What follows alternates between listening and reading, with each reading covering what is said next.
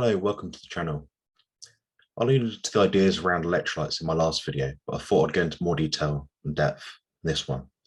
So I'm going to discuss salt and how much we need and cover some myths around it. So to start, I'll state that there is a belief that has been going around for a few years now, and that's the idea that excess salt leads to health complications such as high blood pressure. This belief suggests that we might need to reduce our salt intake.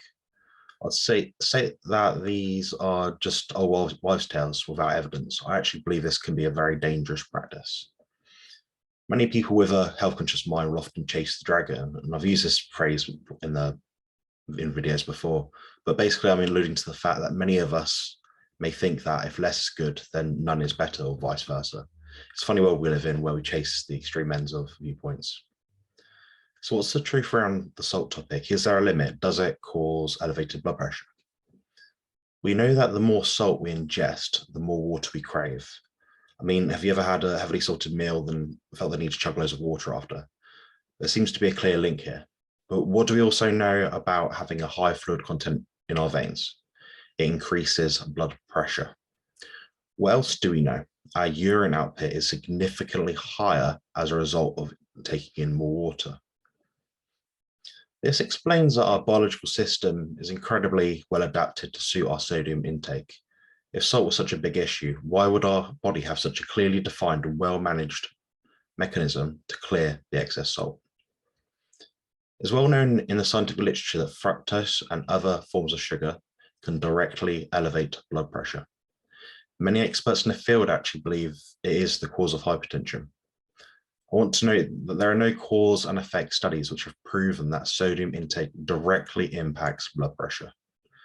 The funny thing about this is that we actually have been consuming less salt in recent years, but have significantly worse health outcomes in general. I'm extrapolating here, but it would seem that salt isn't the key driver here in creating health issues. An issue with the excess carbohydrate intake is that glycolysis, which is the breakdown of glucose into pyruvate, is a very metabolically taxing process. What I mean by this is that it requires more vitamin D thiamine and the mineral magnesium to allow this process. The next point is that when consuming a proper human diet, we are reducing our insulin load from the level we might previously be having. Often that might be with a high carbohydrate intake. What this does is that it reduces the amount of water that we hold on to, which ultimately leads to less stress in the internal organs and lesser likelihood of blood pressure elevation. At best, reducing our salt intake might only reduce our blood pressure by a few points. So looking at this mineral as the cause of these issues is irrational. In actual fact, too little salt can impair digestion, as we need the chloride element to help acidify and break down our foods. Too little salt can also create issues with our adrenal hormones and result in higher uric acid.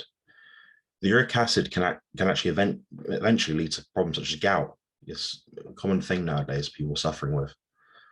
A recent thing I've noticed is how the potassium RDAs are slowly creeping up.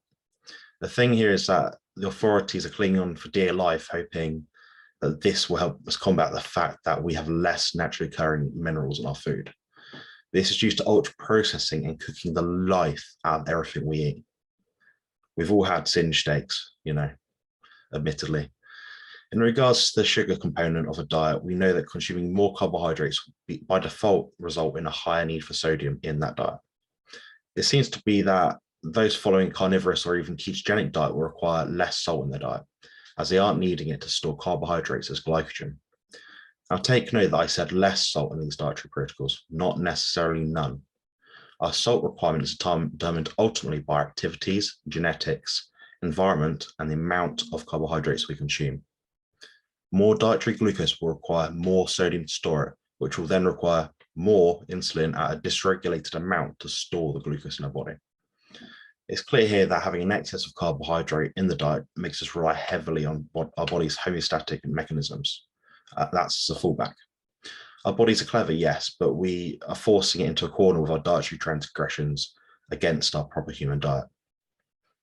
The human body, after 3.5 million years of adaptation, is actually pretty clever, believe it or not. We didn't get here by chance. Our genetics have altered to suit the terrain, environment, and just our general way of life.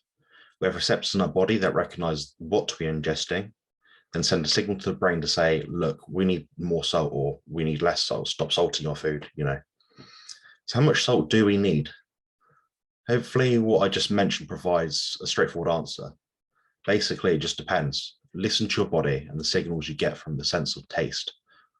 To expand on this, the salt we take in on Monday will be different as per our requirement on Tuesday. What we do during each day, how much we sweat, how stressed our body is, all sorts of factors can come into play here.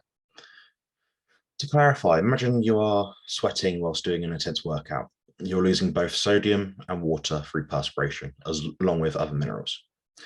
Therefore, the requirement in your body at that particular time will be higher. It doesn't necessarily mean you have to pound a ton of salty water when you work out, but you should consider your hydration around these days and times when you know you're going to be performing a lot of exercise. I'll say that our sodium intake was far higher in years past. It's only the excessive carbohydrate intakes nowadays we are generally consuming are actually masking the issue. So we're now consuming less salt when the general population would in fact need more to regulate the electrolyte balance. It might be fair to say that salt has been demonized for the actions of carbohydrates in our diets. Too little sodium can actually cause kidney damage. This is because it forces the organ to have to hold on to more sodium via the upregulation of antidiuretic hormone. This is a stressor on the body that might not well be tolerated by us. This can cause downstream effects, which would then lead to even more issues. Many people following a ketogenic or carnivorous diet, omitting major source of carbohydrate, will find their first and desire for salt is typically less. Again, we should be relying on biofeedback to adjust as we go and let our bodies put our own bodies back into equilibrium. It's true that drinking more water will increase the amount of sodium we need. My recommendations for salt are pure rock salt, a Celtic sea salt, something with no additives, no anti-caking agents, etc., etc.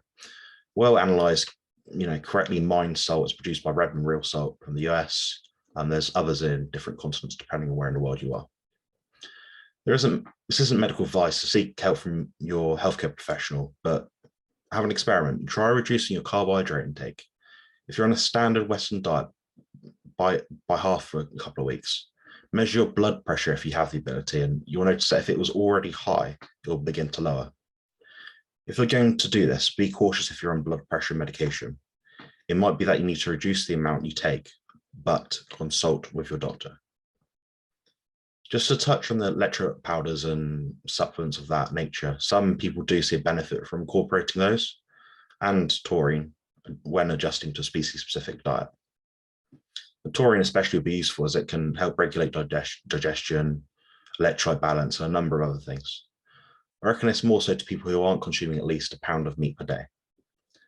This is a general figure, so if you're larger, you might want to scale that up a bit. The aim eventually, when you have completed the adjustment phase, is to not need any additional electrolytes, such as magnesium or potassium. It is, however, efficacious to use sodium from a rock salt like the one I mentioned. I'll rehash my point that I'm not saying to salt your food liberally. It might just spoil your meal, but salt enough to satisfy your hunger signals. I hope this video was useful to my viewers and gives you a better understanding of how much salt you need in your diet. Thanks for watching, and I hope that you find a lot of use to it.